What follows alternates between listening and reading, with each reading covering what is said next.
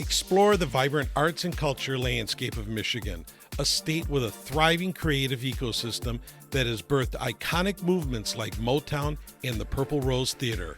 Home to legendary musicians, writers, and artists, Michigan boasts a rich tapestry of cultural heritage known worldwide.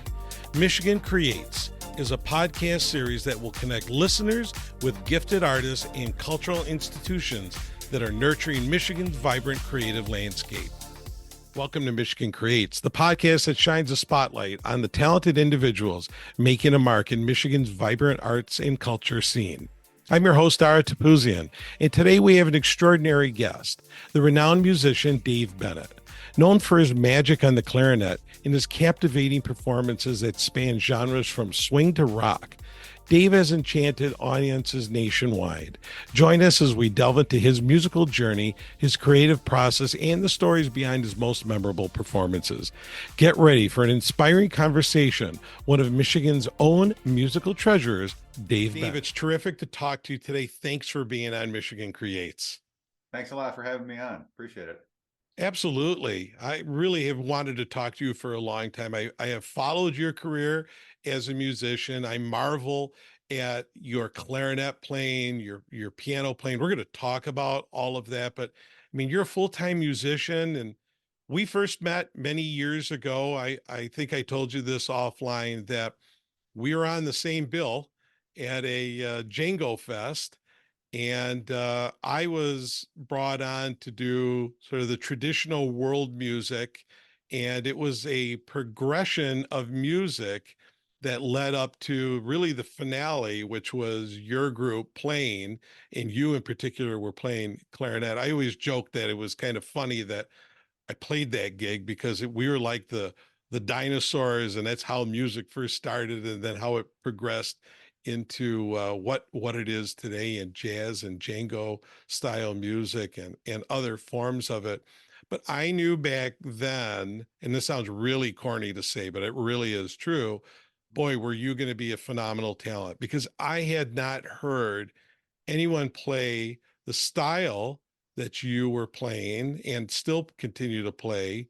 I didn't hear that other than recordings or Benny Goodman or whatnot. So this is an extra treat for me today. And so we're going to jump right in, and I want to learn about your history. I want to talk about your path to becoming a musician. So when did you first start playing music?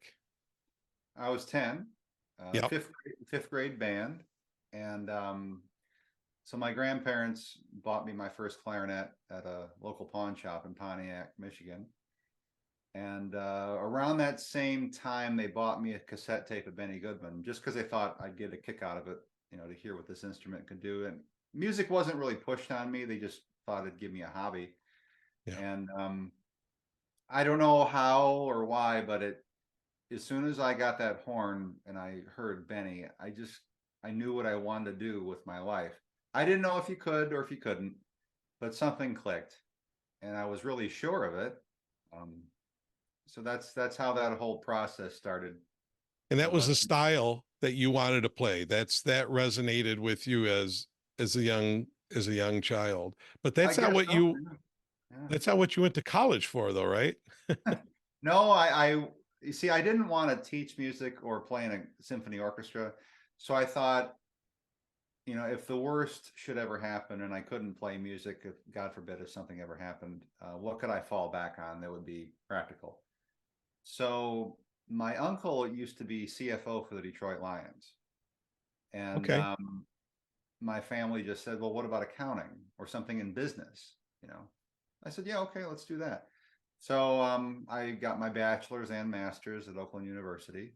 And, I was on the road full time during college too, but I never did it. I never did it for a living. So I don't have any work experience. It's helped me with the business end of the music world. I prepare the contracts and do all the budgeting, but I never had to do it. Well, I think we're all pretty fortunate for that. But like you said, it comes in handy to run the music business. We know it's not just showing up to gigs, playing and going home. You've got musicians to pay and yourself, and you're a full-time artist, so I think it does definitely have a purpose. Uh, who was your teachers? I mean, growing up and playing, I mean, we're gonna listen to you later play a little bit, but I mean, did you learn by ear or did you have some instruction along the way? Oh yeah, well, both. So the teacher that I had that started me, Jamie McLeod, I think he was about 27 years old at the time. He only taught fifth grade band 1 year, and it Okay. happened to be the year that I was in fifth grade. And he was clarinet player, master clarinet player, and a really big Benny Goodman nut. So I also discovered that I had an ear. I remember after playing for a couple of weeks, I could hear a song in my head and play it. Hmm. So I'd come into class and say, "Boy, check this out," and then he'd help me, um, how to do this properly. So every week I'd learn a new song, and then he'd kind of correct me and help me out and give me really good pointers on how to do a lot of things. And he only taught in the district, I think, for 2 years that I knew of him, and then he had to move away to take care of his mother, whose health was failing. But the 2 years that I knew him, just as a teacher and as a player, was he was a really big, strong influence on me, both as personally and musically. So he really set a good foundation for me. And and then after that, there was a local legend named Emil Sutt, who was in his 80s at the time, and he gave lessons for 60 years at his house. And I took lessons from him for about a year or so. Um, but a large portion of it was just me figuring things out by ear. So there was a long time that I could play things that I didn't really understand what I was doing, and Okay. but it wasn't until I was in my 20s that I started playing with Tad Weed, who was my piano player at the time. Tad unfortunately passed away 6 years ago, but Tad was a brilliant teacher, and he was able to explain all this stuff that I was playing with the theory. So it wasn't until I was in my 20s that I started learning what it was that I had been doing all along, and now I've taken that knowledge and tried to learn more of that proper Right. training myself. So, genre wise, has it always been just were you learning jazz? Were you learning classical? I mean, I would imagine with your ability, there might have been some classical element or not so. No, not really. I did solo and ensemble, Yeah. but classical music for me, there's an element to it that for some reason I've never been able to latch onto. Like there's so Mm. many good players that can really nail that style, and I've never been one of them. Maybe it's because I haven't been drawn to it as strongly as some people have. Um, but there really wasn't any classical training in me. I think maybe I've done a little bit more of that in the last 5 or 6 years, trying to broaden my spectrum, but Yeah. not much. No. Okay. Well, that's quite okay. I mean, I guess by the type of playing that you're doing and the different genres, maybe there's not a necessity for something like that. Jazz is very similar to world music, different types of world music, which I can identify with. And I wonder, do you feel the same way as I do that the part of the love that you have for jazz is the improvisational part of it to be Yeah, able to kind of create? Is that the same for you? I think so. I mean, it there's something really fulfilling in trying to come up with your own ideas, and that Yeah. like for instance, what the way I study things, I'll take just because Benny Goodman or Pete Fountain, their ideas are very pleasing to me. I can still learn something new. So, for instance, the other day I took one of Benny's solos and learned it start to finish, and Yeah. then just used that as like a foundation to come up with something of my own. And Hmm. then that's when that little spark inside you makes you really get happy because like, oh, you can kind of build off these ideas that you really like. And so that's kind of my study tool these days is Yeah. taking other people's solos, learning them because they may play in a way that I wouldn't think to go, and that takes the mind and it stretches it, and then I can step into musical ideas I wouldn't go in before. Yeah, that's pretty interesting. I also find interesting is it's not just jazz that you play. I mean, you're composing music, you're doing rock as well, and maybe 50s rock and other, and you sing as well. I mean, that's a interesting combination, Dave, if you will. There's not too many people that I think could reference Benny Goodman and Jerry Lee Lewis all in the same breath. And you're doing both, and audiences love it. Do you combine both when you're on a gig? Are you playing both styles, or is it No, either? it's all the time. In fact, I've Yeah, found that's what adds it. That's what makes it a unique, special thing is we do all the different styles in one show.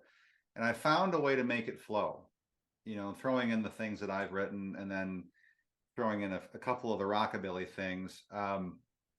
It all seems to work, and I spent probably a good, I don't know, 15 years feeling that out and seeing, okay, how are audiences going to react to this? Or, you know, and fortunately, people that come to see us, that's what really kind of gets them is the fact that they don't really know what's coming next.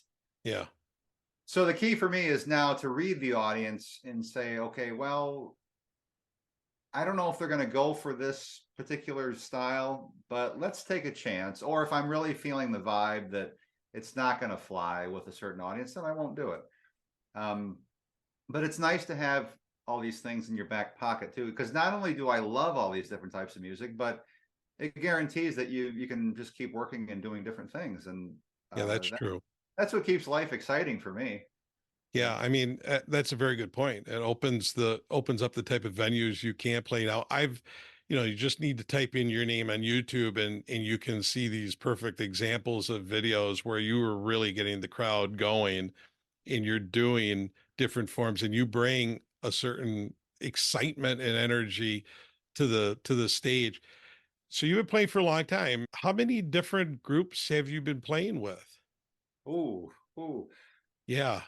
Ooh, Well, okay. So I'll try to make this as condensed as possible. The first group that I went on the road with yeah. was when I was 14, and they were a Dixieland band called the New Reformation Jazz Band. They were based out of Saginaw. So they took me to the West Coast when I was 14, first time. Um, and then, I had various groups of my own that I put together in high Right. school during that time. But the New Reformation Band was the main group I was playing with. And then when I was 19, we put together a tribute to Benny Goodman, which had Mm, local guys like Paul Keller and Pete Sears and Bill Myron. And then I met up with the Hot Club guys when I was about 20 years old. So I played with them. And then, my thing got to be a little too busy to maintain both. So I kind of faded out from those guys. No, for no other reason than I kind of wanted to focus on my own thing. But I right. love them all. I love them all dearly. So I'd say for the past 15 years or so, it's just been my group. And then maybe in the last 6 or 7 years, it's been purely the quartet. Because there was a long time there I was doing tributes to Benny Goodman primarily, which was a joy. And, there's a lot of work that called for it. But then the quartet, which can do the Benny thing and also the different styles, the rock stuff, the surf, the country, the pop, whatever, I found that group to be the most diverse. So we could kind of do whatever the occasion called for. So at the moment right now, that's the primary group. Okay. Um, Well, but that's I great. but I still I'm getting a chance lately to work with a lot of different people in their projects too, which I got to say as a band leader, I love being called as a side band because it's like, hey, no pressure. What do you want me to Right. do? I have no problem with that at all. Right. So Just show up. yeah, it's great. you know, I got You're enough you're of it all on my own time. you're also composing too, Dave. So I want to talk about that. I mean, has that always been part of who you are as a musician? Have you always been composing, or did that sort of gradually happen over the years? That gradually happened. So I wrote my first song when I was 17. It was called Lonesome Highway. It's a Roy Orbison styled thing. Hmm. And then it took me years before I could write another one. And I tried and nothing, it just nothing came out. And I thought to myself, am I only really good for one song? Maybe I am. I don't know. But it wasn't until 2015 when my friend Shelley Berger and I got together when we wrote what became the album Blood Moon that I did for Mac Avenue. And we put our heads together and we wrote most of that album. So I had his knowledge. He's an amazing arranger and composer. Hmm. And so I really studied what he did, his chord voicings, how he composed, and I like analytical stuff. So that gave me more tools for me to work with to compose things on my own. So once we did that, I found it a little bit easier to try this on my own. And then, over COVID, I wrote an entire album, which is mainly a Hmm. rock surf style album, but it's something that definitely took a long time. I mean, songwriting is not, it was never easy, and it's still not easy. Yeah. Um, Honestly, it's tough. It's like pulling teeth. I mean, I have to do it, but I dread it a lot of times Well, because it's not overnight. You know, no, I admire musicians that can compose because I don't think I can compose myself out of a box. A- yeah, I get it. I And know. it's certainly not easy. And I would equate it to writing a book, right? It's not something that Yeah, happens overnight. And there's a right. lot of trial and error, I'm sure, that goes along with that. But I mean, you've done quite a bit. I mean, how many songs have you written at this point or composed? Geez, let's see. On my own, um, I don't know, maybe 11 or 12 on my Okay. own, just on my own. I've Right. co-written quite a few things, but Right. it's getting easier. Just it's just skill set that maybe if you whittle away at it, eventually it'll get easier. Yeah. But yeah, it's something it doesn't come easy. No, None of definitely. this comes easy. What am I talking about? None of this comes easy. I mean, Well, you I've make been, it I've been, effortless. well, I appreciate that, but I mean, like for instance, this instrument is Yeah. fighting me every day, so it's none of this is it does. Thank you for saying that, but it doesn't feel effortless. Let me just put it Well, that way. maybe that's what you need. I mean, maybe that's what certainly keeps you going. So, you touched on a few things, but I want to kind of hone in on a couple of items. So, you are technically a recording artist, so you have done work on your own, I believe, and then also for Mac Avenue Uh-huh. Records as Yeah. well. Um, and that has afforded you some opportunities. Anything memorable out of when you record? I know that I have my own experiences and likes from recording albums and whatnot, but doing the recordings that you've done, what maybe some other opportunities has it afforded for you? Um, well, definitely when we did the Blood Moon album, uh, what we did was we recorded that in Toronto, and I let my Mhm. friend Shelley be the producer, and Mac Avenue allowed us that freedom to do that. So I got to meet other musicians that I'd never played with, and engineers that I had never known that had worked with some of my musical heroes. So that for instance, that one opportunity allowed me to kind of stand on my own 2 feet a little bit more and say, okay, it gave me a little more confidence that I could kind of become my own person, because that was a time when these were songs I had a hand in writing. Yeah. You wonder if people are going to like them or how this is going to go. And so that being with Mac Avenue, they kind of gave me a little boost of confidence that said, no, you can do this, and so I'm grateful for that experience. And I think I've taken that with me on some of the recent things that I've done. Some of the memorable places that you've played, you've done Carnegie Hall. I know that. That was the topper. That was the topper. Yeah. Talk about That that a was, little bit. How was that uh, experience? it was, well, you know, walking on air. I mean, it was a 75th anniversary celebration of Benny Goodman's Carnegie Hall concert. So Bucky Pizzarelli, the guitarist, guested on it. And Bucky and I had known each other for quite some time prior to that, so that was wonderful. Um, but we had done that particular show many, many times by that point. But I remember I practiced that show inside and out at home for 3 months just because I wanted to have it in my blood. And I just remember by the time we got there, I was just soaking up every moment, you know, uh, I being bet. in the hall, being with the people.